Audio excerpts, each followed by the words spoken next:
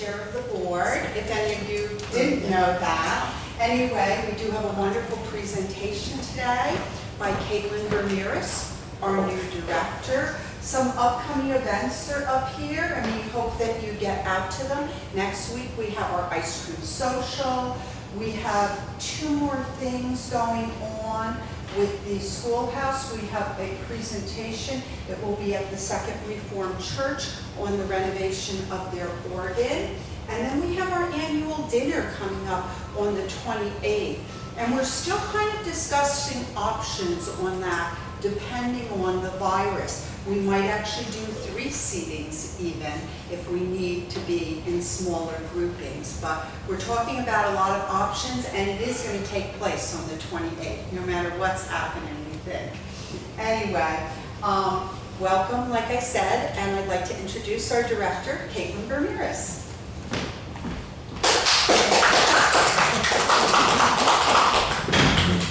Hi everyone, I'm going to switch slideshows real quick.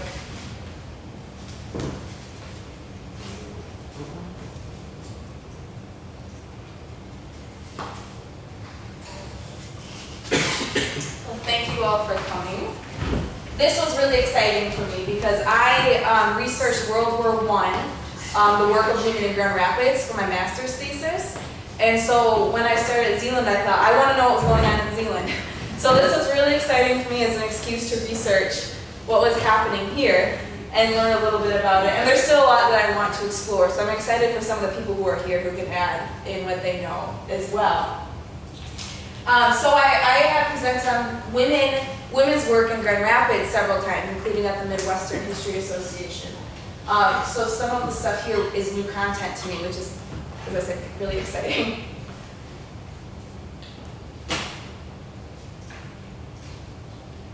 So I just wanted to give a broad overview of the war for those of you who aren't familiar or just need a reminder of it, of the context.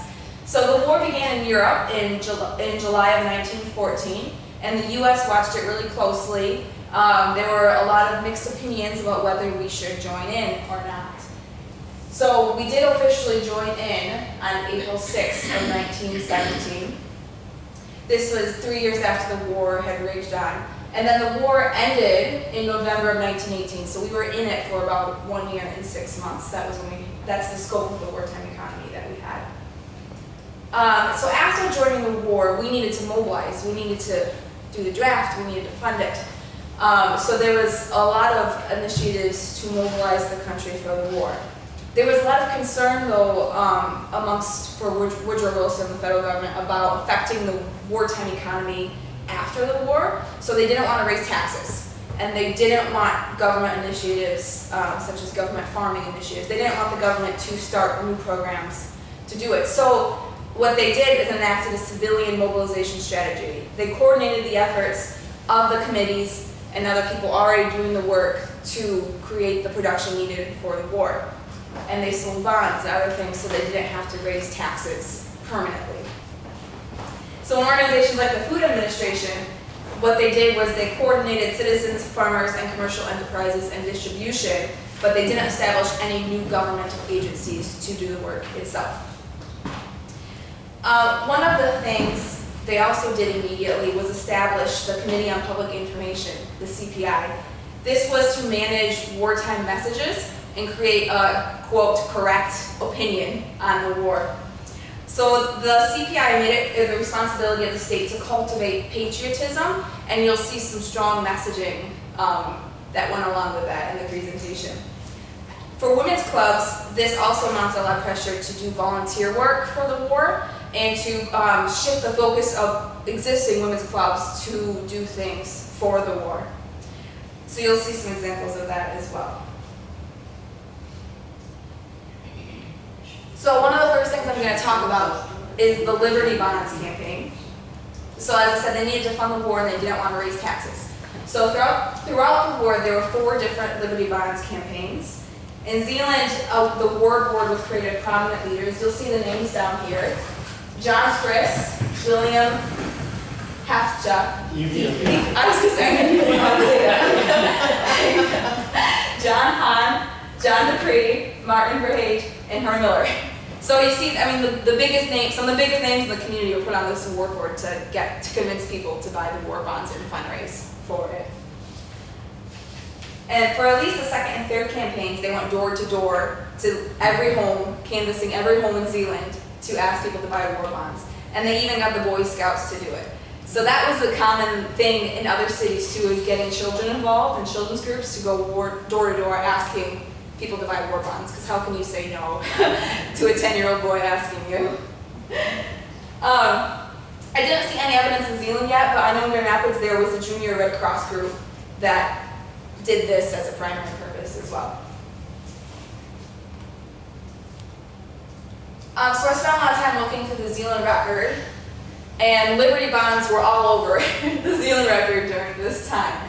So these are just a couple of the many advertisements I saw. So you can see some of the imagery and rhetoric that accompanied it. Obviously, Uncle Sam was big in World War I, so that's a good example of an Uncle Sam on the left there. The second one is an advertisement for the Ted and Ed clothing company, which is actually kind of unique. In Grand Rapids, there were a lot of businesses that their advertisements used war rhetoric to sell. I didn't see a lot of that in Zeeland, but this is one example that I did see where it was an advertisement for clothing, but they are also advertising Liberty bonds. Another thing was people were encouraged to take out loans if they couldn't afford bonds. So bonds started at $50, which was kind of a steep price at the time as an entry level. So Zeeland State Bank advertised a lot about how they were offering loans for people to buy bonds to loan their money to the government. At interest rates, of course. And the last one shows, we'll see a lot, there was a high focus on there is some way everybody can serve the war. So if you can't enlist, you can buy bonds. If you can't buy bonds, you can knit. If you can't knit, there's a million ways you can serve the war. So you'll see that a lot too. If you can't enlist, your money can't volunteer your cash. There were also a number of meetings to promote the Liberty Bond campaign.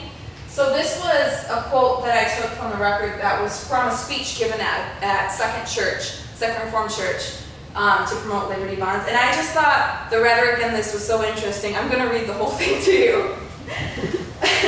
The climax of the slacker spirit was reached, in our opinion, when one day, the past week, we approached one party who refused to buy a bond, although his finances would certainly permit of several $100s worth, if not thousands.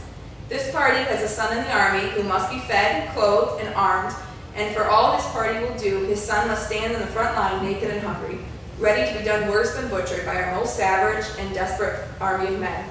Mr. Man, have you thought this over? When your son comes back home, probably maimed, are you going to face him and say, no, I didn't buy a bond. I figured that George was doing that. I gave you up, but I didn't stop to think that you were in need of anything. We had everything in plenty. There was enough for everybody, for you too. The government should have looked after that. I just thought the probably maimed. And the speculation of how much money this man could have given.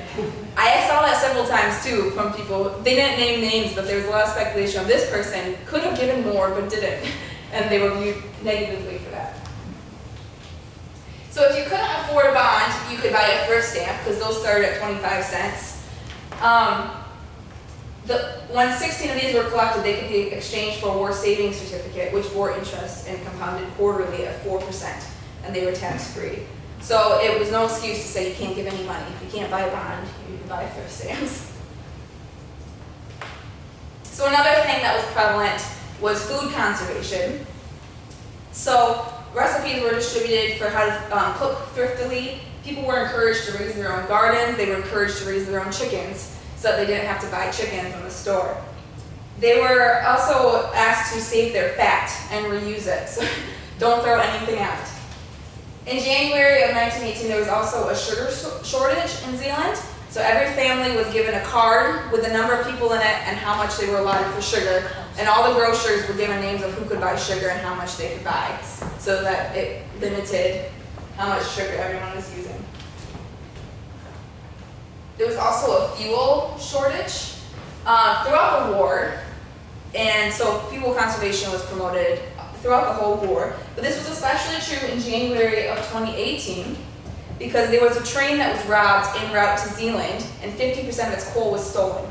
So, in January of 1918, Zeeland had to ask businesses to give some of their coal rations to the city. So Wolverine Furniture Company was listed as one of the people who gave the most. And it was the middle of winter in January, so heating is important. So meetings all over were canceled, church services were canceled, and there was only one church holding a service, and everybody was encouraged to go to that one church or not go. People were encouraged to bunk up, so if you have family members with separate houses, go to one house and only heat that one house. And the Red Cross didn't meet in January because they didn't want to heat a meeting room. So I thought that was interesting that would have, already short rations and they were robbed of what little coal they already had. Another thing was there was a German registration, and there were a lot of evidence of fear of the enemy and Germans, and it was interesting to see how that enacted at home too. So everybody was required to register if they were of German descent, or not descent, if they were immigrants from Germany. And if they didn't have a card with them, they would be sent to an internment camp, and the one in Michigan was in Detroit. So also in April 1918, the Holland Public Schools voted to take German out of the curriculum, so nobody was allowed to learn German in the schools. There was a lot of fear associated with it. So this is an article I found on the screen talking about a settlement in West Olive of Germans, and it was saying there have been reports that they're harmless, however they are not buying Liberty bonds, so they are not patriotic. And I think that just shows there was a lot of fear. Oh, additionally, I found an article that reported a couple people talking about where their sons were stationed in public places, such as the trains, and they were asked to keep quiet because there could be a German spy listening in. So they were asked not to discuss things like locations in public where anybody could overhear. So jumping into what I know the most about, we'll probably touch on some of the women's work during the war. So women were an important aspect of war mobilization because as men were being sent overseas, there was a lot of work to be done at home. And so nationally, there was in national and state publications, there are a lot of articles asking women to rise up. I did not see as much in Zeeland, actually. There were a couple. It was not near as prevalent as in Grand Rapids and other places I've looked at. So in Grand Rapids, in the Herald, every week they published an article on what women were doing for the war effort. There wasn't as much in Zeeland, but I have enough to think that this was still happening. They were doing the same kinds of things. So one of the organizations that was founded at the federal level to coordinate all war work was the Council of National Defense. There was a women's committee in the Council of National Defense that was tasked with coordinating all the women's efforts, especially protecting the American family. There was a lot of rhetoric about how women were needed to preserve their children and the American family as an institution from the disruption of the war. So very quickly, each state had their own committee, and there were 17,000 local committees that sprang up all over the country. So it was very effective mobilization because what they did is they tapped existing volunteer groups and leaders already in the community, like with the War Board, and asked them to do their work for the war efforts. They already had the connections, they already were doing work. So perhaps the biggest undertaking of the Women's Committee of the Council of National Defense was a registration campaign. So this took place during the week of April 27 and May 2 in 1918. It had the goal of registering every woman of what their skills are and what their interests are and how that can be used for the war effort. So the state leader of the Women's Committee, Katelyn VerMerris, came and spoke in Zeeland. Apparently it was standing room only. And it was kicked off with Zeeland's own committee. So there was the state committee, and then there were all these little city committees. So in Ottawa County, there were 6 different committees, one of them in Zeeland.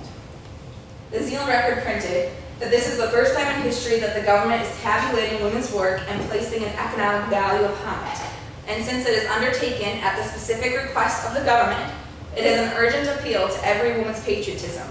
If you have even half a day to spare, there is a great deal of work calling to you.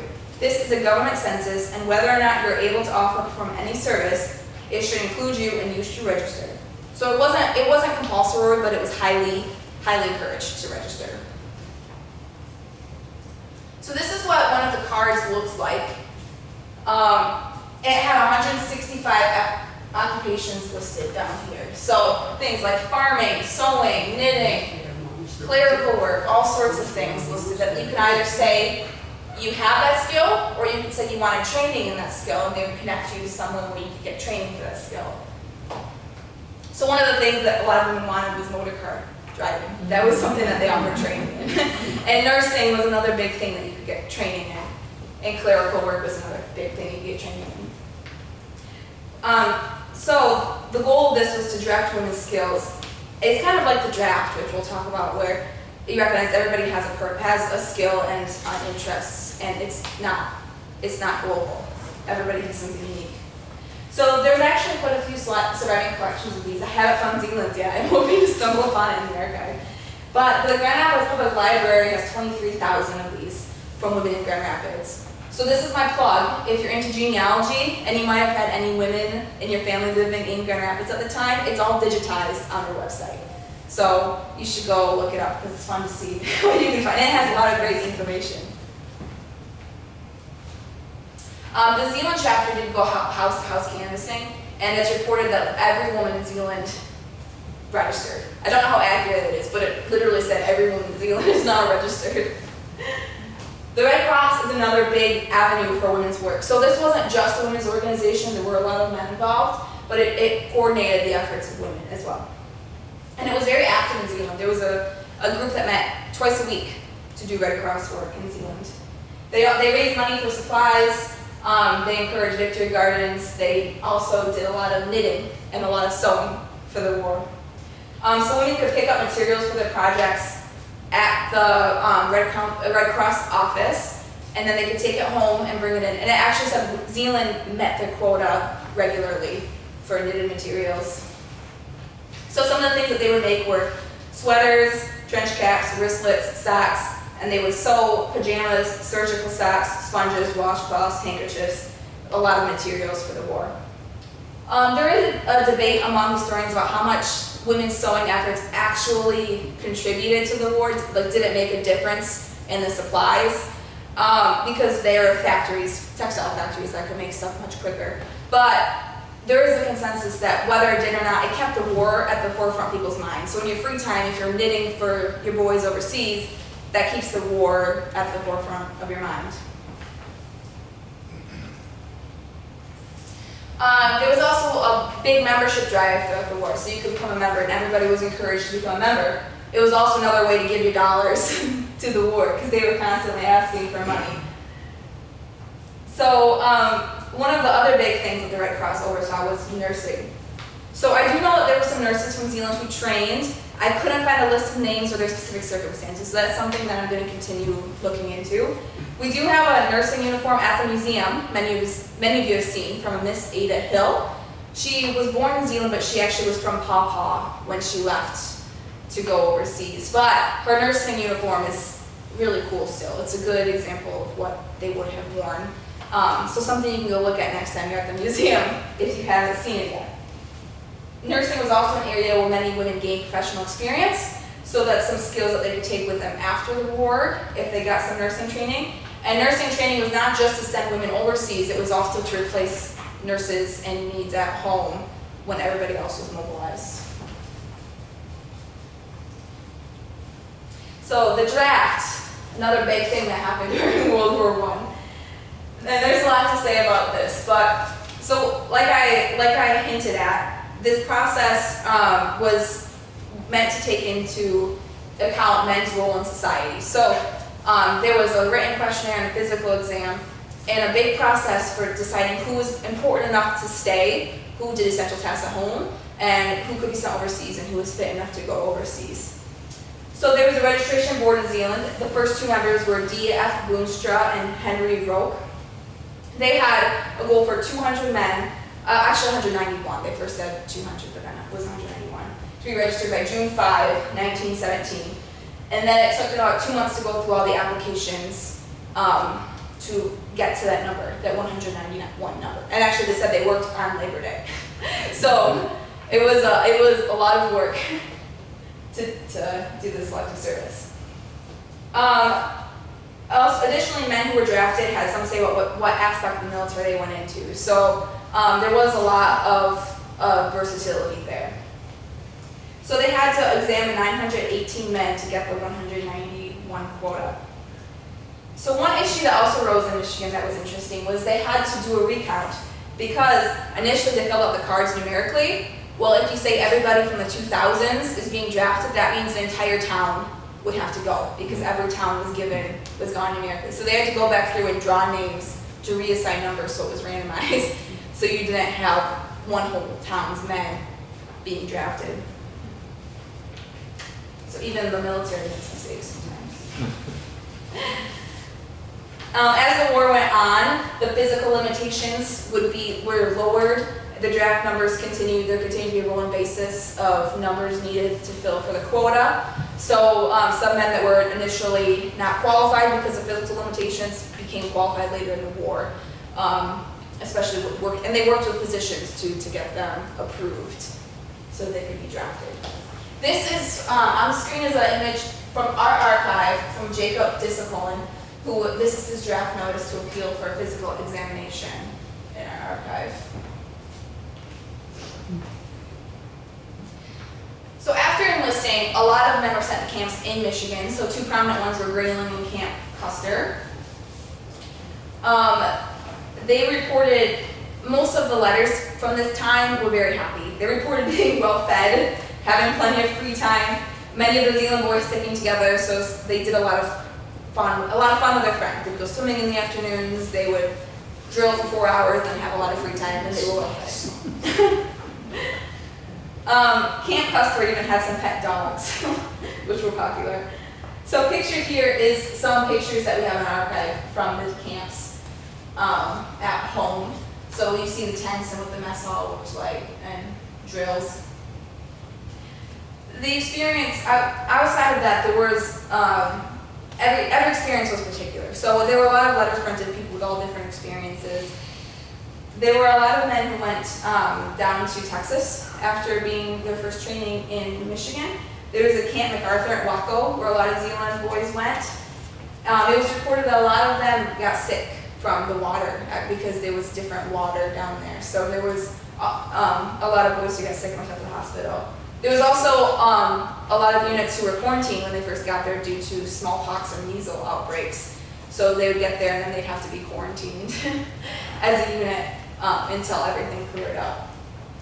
They traveled by train down to Michigan, or down to Texas, or other places. There was someone who went to Arizona, someone who went to New Jersey, so they were sent all over, but there were a lot who went to Texas. And then they started to be sent overseas, and so a lot of the guys overseas, there weren't as many letters that I found. A lot of the letters were found from camps in Michigan or from where they were sent afterwards. I had a couple of experiences that I was going to share. So there was Anton Timmer, who was from Zeeland, who was in the Navy. So he talked about sleeping in hammocks and how he had four-hour watch shifts every 4 days. And Jarrett Clark was from Zeeland. He went to Fort Monroe, Virginia. He talked about being very busy. The only other person he knew there was Ed Dupree. And the fort also had a big moat with very accurate guns. He had a lot to say about the particular gun models. And then he also talked about this was the same fort that Jefferson Davis was in prison, so he regularly passed by his cell. There was another letter from San Antonio, Texas that talked about the Thanksgiving experience that he had. He described every food item, and it was a lot. He said they were well fed. Uncle Sam has not been starving his boys, that's what he said. He also described the Thanksgiving Day races and football games that they played. He said he thinks he probably had a better holiday than his parents back home in Zeeland. So we have a number of postcards in our collection. One of them, this is one of them from Camp Custer. So you see a lot of them were printed with the camp, so they had images of what the camp looked like. And then on the back, he had written his news to his parents. There were a number of other pictures too. This was from another picture from Camp Custer. We had a lot of images from Camp Custer.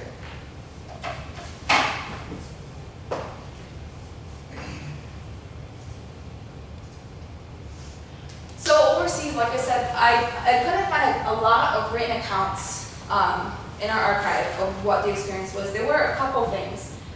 These are some pictures that we have. I want to learn more about this Mr. Behrens, who was an aerial photographer. I don't know much about him other than he was an aerial photographer, which is kind of cool. The picture on the left is one of the famous polar bears. So in 1918, many soldiers from Zeeland and Holland were integrated into the 339th Infantry and the 310th Engineers Unit, and they were sent to Russia during the November 11 World War I armistice. So originally they were sent to Russia to prevent a German advance and to help open the Eastern Front, but they ended up fighting Bolshevik revolutionaries for months after the armistice. So it's estimated they took over a year to get back because they were still there fighting revolutionaries after the war officially ended. So this group began referring to themselves as the Polar Bear Expedition because of the cold climate, and a lot of men from Zeeland, from Michigan and Wisconsin, the Midwest states, were specifically chosen because of their ability to withstand colder climates. Yeah, Kit? Bruce's grandfather was in polar bears. Yes. And he writes, I've seen Bruce's articles, he writes some nasty things about the British.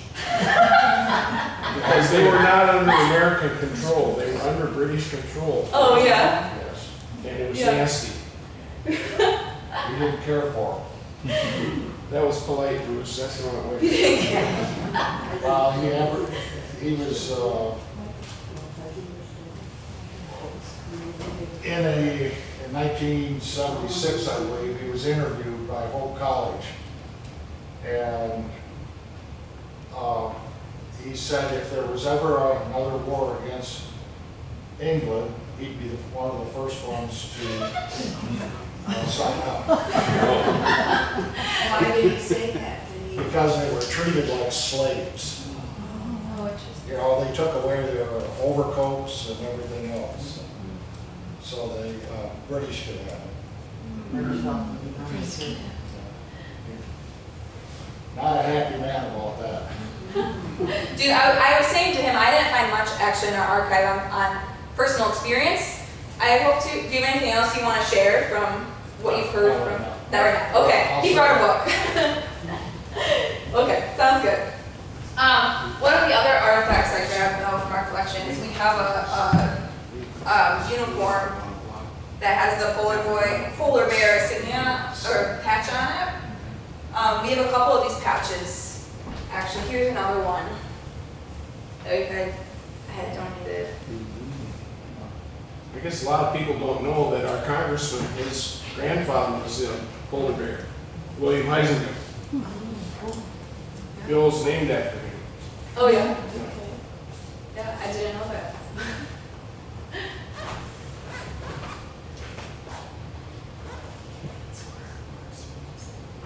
So part of the thing I also found fun about this was a lot of my research before was all paper research. I had fun looking through our archives and seeing what we had too.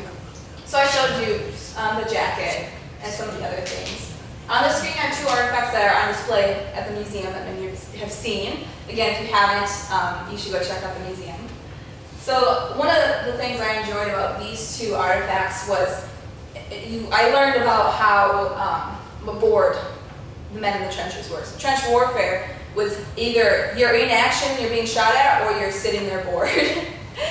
And so it's cool to see these are two things that came from Zeeland boys that show how they spent their time when they were bored. There were a lot of small Bibles as well. This was a small portable checker set. And the one on the right is an example of what they call trench art. So it's a casing from a missile, a bullet, that they did artwork on.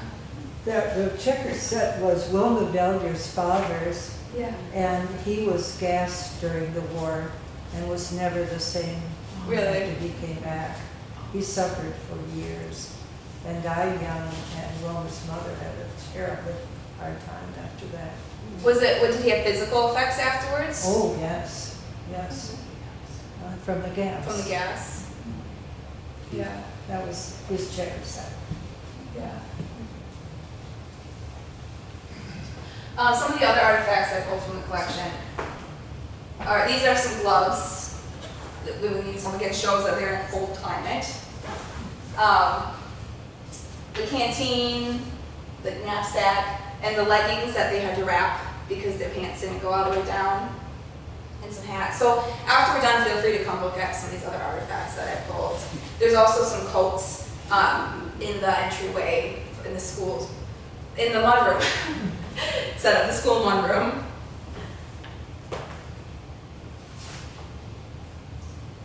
I did pull all the names too of everybody who was considered a casualty. So casualties are not just people who died, but people who were wounded from Zeeland. So it shows everybody who was gassed, wounded, and killed.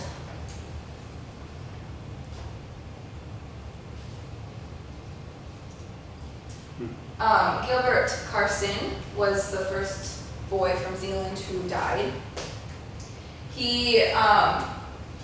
I have a letter that was published in the record from him in February, so he was killed in August of 1918. I thought I would read parts of this letter just to hear some of his words. So he wrote, "Dear editor, nothing to do this evening but write after answering all the letters from personal friends and relatives. I thought, why be so selfish? Perhaps some of the others would like to know how we're getting along. Well, I don't claim to be a news writer or a reporter, but I will try to find something anyways. I hope our many friends haven't formed the opinion that we have deserted them, but we've been awfully busy lately and only found time to write to our folks. And of course some fellows have their best girls to write to, but I'm not guilty of anything like that. We have a fine place here, and we're in the barracks and heated by a furnace on each floor. Hot shower baths and a place to wash our clothes. We are quarantined for scarlet fever and the measles, but I don't think any of the Zeeland boys are sick. We go on long hikes every morning with full equipment, and it is very hard to navigate on the roads. I presume all of our folks were excited when they heard our part of the division that was on the transport, the Tuscatania, which was sunk by the sauerkrauts. There was a dirty, underhanded, underwater trick, but I suppose it is war. Nevertheless, we propose to get even with them, and if anyone doubts it, let them look at the expression on our faces when talking about it. Well, I hope in fact, and I know, that we will have better luck. But anyway, I hope there will be no worry about this. There were actually some Zeeland boys on that ship. None of them died. I know there was at least one, and he got to the coast in Ireland. So, it's kind of interesting. Our camp is only 45 minutes from Broadway, so one night I went to see it. Some city. I saw lots of things that are often mentioned in books and magazines, and which I've often pictured in my mind and wished to see. I wish I had some time to tell you all about it, but it is almost time for lights to go out, and we will have to close. Everybody is happy tonight, for tomorrow is Sunday, and no revile, we can sleep as long as we like. In closing, I wish to say that all Zeeland boys are well and happy in this place, and they will have a chance to get even with Fritz. They all send their best regards, including mine. Sincerely, Corporal Gilbert D. Carson. So Gilbert Carson inspired the name for the Gilbert D. Carson Post of the American Legion. So in that way, his legacy lives on in the American Legion. This is the founding members of the Gilbert D. Carson Post on the screen. There's also World War I's Veterans Association that met well into the 80s. I know into the 80s because I've seen minutes in our archive. I'm not sure exactly how long they met. The second one from in the first row from the right was a polar bear. From the right. From the right. Right there. That one. Yeah. He was from Greeceland. I can't recall his name. I have a listing of the names somewhere. I can look it up for you.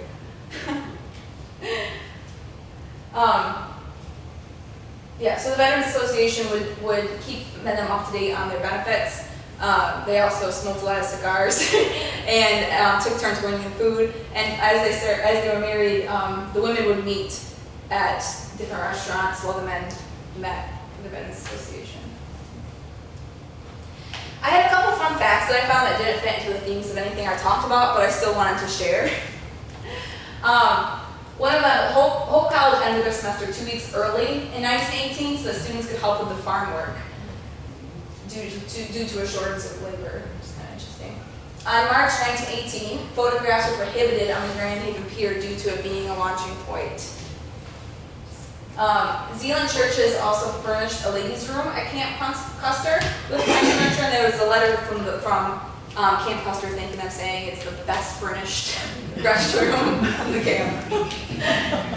And Paul de Kruijf, who many of you know is a famous Zealander microbiologist and author, enlisted to go to France to do research in Paris. So that's another example, I think, of how men used what skills they already had. So doctors would go over as medical personnel. Paul de Kruijf went over as a researcher because that was his skill set. I also have some resources that I wanted to share in case you're interested in doing any of your own record or research. So the Women's Defense cards are digitized, the Zeeland Record and other newspapers for whatever community you're looking at. The University of Michigan also has quite a bit on the polar bears online. They have some personal accounts, so if you're interested in reading more about that. They also have a list of other books on them. And here's a list of secondary sources, which I want to call out Anita, who's sitting over there. Her dissertation was really helpful for me when I was working on my research too. She researched with the Women's Committee specifically, so. Not much was said about the Spanish flu at the time either. A lot of boys died of that. Yes, yes, And actually, that is true.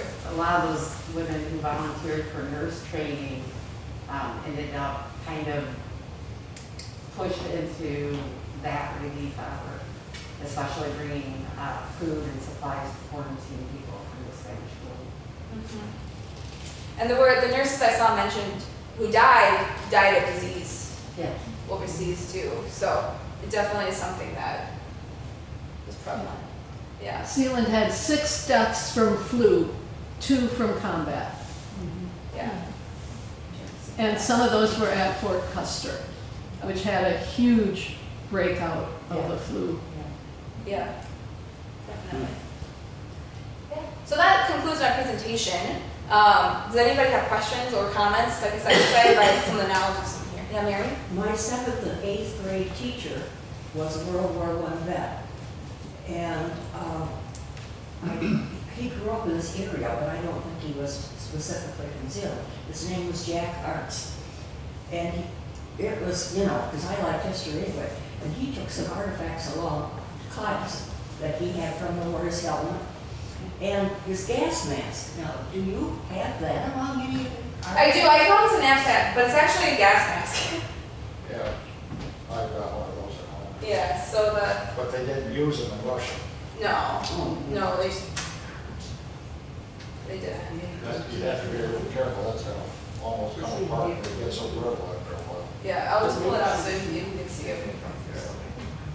But, yes, so we have a couple others actually in our collection too, but you're right, they weren't used in Russia. They were only used in the trenches in France. So. In the trenches. Mm-hmm. And there's a lot about that. Yeah. They got lice. But they were in the trenches. Yeah. They got those in Russia too, even in the cold. Nice and right lights. Yeah. Yeah. A number of historical novels that I've read have talked about men having a lot of face injuries, and these masks that they would make for them out of iron, Yeah. and then how they ended up being poisoned because of that iron. Do you have any? No, that's really interesting. I didn't see any examples of that in the research, but that I know that happened. Yeah. Yeah. Yeah. Yeah. Kit, did you have something? Yeah, there was disdain for the Germans to the effect that the town of Berlin, over where the Berlin Ferry is, changed its name to Marne. Even though it's a region of Germany, it was less German. Yeah. President Eisenhower's family changed the spelling of their name, Yep. Yeah. and they didn't want to be associated with the Germans. And then the United States had done so much for the Allies that when it came time to build planes, which were made out of wood, spruce. There were two gentlemen from up north where Bruce's grandpa lived that were put into what they called the spruce division. They were sent to Washington State to lumber. They were lumberjacks in a sense, and they used that spruce to build the airplanes that the Allies needed for over Oh, really? That's in Michigan, is that where, Yeah, yeah, that's really interesting. Wisconsin, right? Yeah. Yeah. Any other questions or thoughts or knowledge? I got a question. Yeah, go ahead. You mentioned the Boy Scouts at the beginning, the local Boy Scouts here in Zeeland. Did you see where they were actively involved in knitting and sewing like in other areas? I didn't see that in Zeeland. Okay. No. I know that happening. I saw that in Grand Rapids. Yeah. No, I didn't know if it was just Yeah. a few locales or if it, yeah. The other thing I didn't mention is kids were really involved in agricultural production. So they were encouraged to start their own war gardens. They were agricultural clubs for both boys and girls at home to learn how to grow food at home. So, yeah. Did they ever find out who committed the coal theft? No. That case ever closed? Well, I didn't see anything. Oh, wow. Okay. Yeah.